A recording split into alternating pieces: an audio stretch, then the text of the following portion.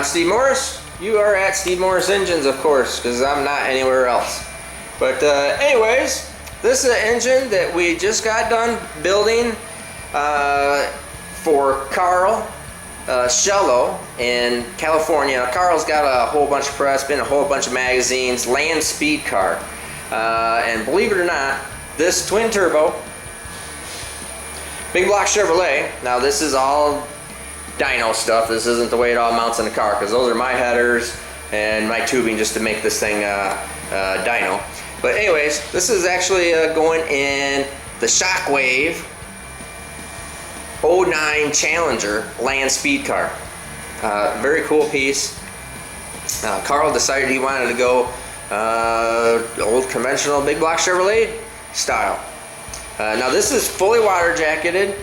This happens to have a New Century aluminum block, has a Edelbrock heads that after we got the heads we decided to go through them and make some changes and updates.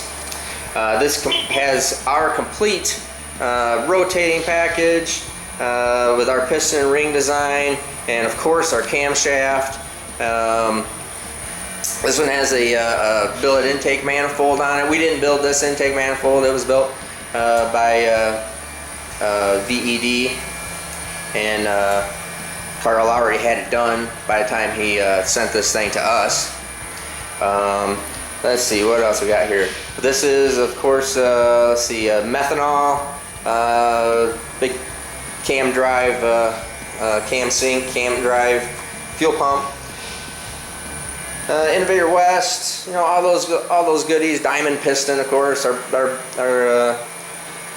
friends over at Diamond Piston. This has a Carrillo, one of our Carrillo Pro Mod rods in it, steel rod, super stout piece, really cool. Like those a lot for Pro Mod type applications. And let's keep on going. Like I said, that's my exhaust and whatnot. Those are his Turbo Smart gates. Our buddies over at Turbo Smart do lots of stuff with those guys all the time. This has something a little different for us. These are Garrett Gen 2 88s. Nice turbo, work very well. No problems with that at all. Billet atomizer, single 800 pound/hour injector. Now we wanted to do a single injector on this instead of doing twins. You'll see that we are right out on the edge of it, just as there is no more, which is fine, because the horsepower that we're at is well exceeding what I think, with that kind of tire size and all, of what can be put down on the track with the car. But we shall see. And of course, this has Fuel Tech coil on plug. Everything we've done with Fuel Tech so far has always been coil on plug. I love coil on plug. I think it's the right way to go. And the Fuel Tech guys now do all that. You can see that we put the coils down there because Karl's going to end up mounting them somewhere else, wherever he wants to. We've gone through the valve train on this, of course. Now this actually is still pre-Spintron work, but still really good. Clearly you can see that, and we don't do things that are real bad anyways. We always do things that are good. There you can see the sweet little controller, the ECU of Fuel Tech. Always like that stuff, very nice. And I think what we will do here is we'll go out and we'll make a pull on this thing. And you know, there's multiple horsepower levels with this thing, from whatever you want, from 1,000 horsepower all the way up to what you're going to see here. So we'll make this pull and throw some boost at her and take a look at the numbers, because I think you'll be pretty impressed. Oh, I'm sorry. This is also small cubic inch. This is 477 cubic inch. Really small big block Chevrolet. So this thing, and it's all purpose built for land speed. But you can see this thing makes enough power and enough curve that it would work in anything, small tire car included. But it would tend to be just a tick lazy. It doesn't have a whole lot of cubic inches, just a tick, and I mean just a really small little tick lazy for spooling up the turbos, especially on 88s. But I think that all that will get a lot better Anyways, let's go make a pull on this thing and take a look at the numbers.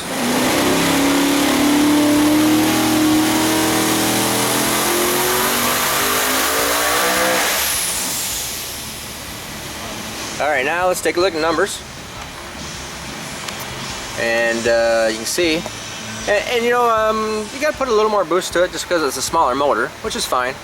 I mean, that's to be expected. But as you can see all the way down, and especially for what Karl wants to do with this, going in a land speed car, not a drag car, something limited traction all the time. So trying to have this kind of curve, so it's not just killing the tires.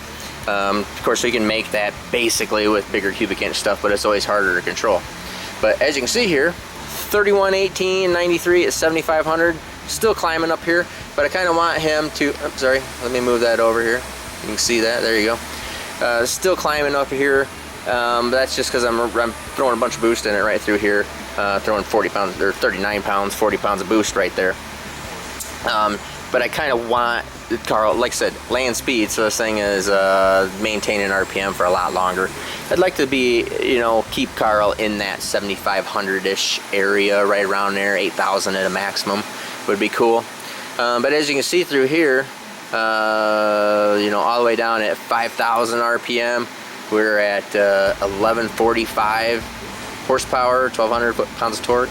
6,000 RPM, we're at 2,048.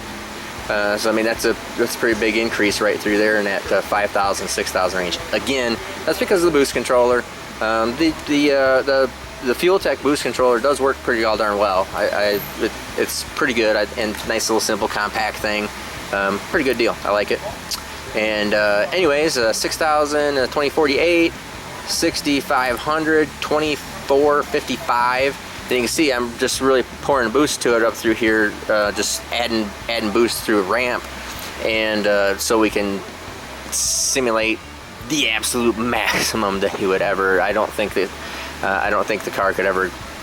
I could be wrong, but I don't think the car could ever go down the track with this much horsepower. But hey, we can simulate this down here, you know.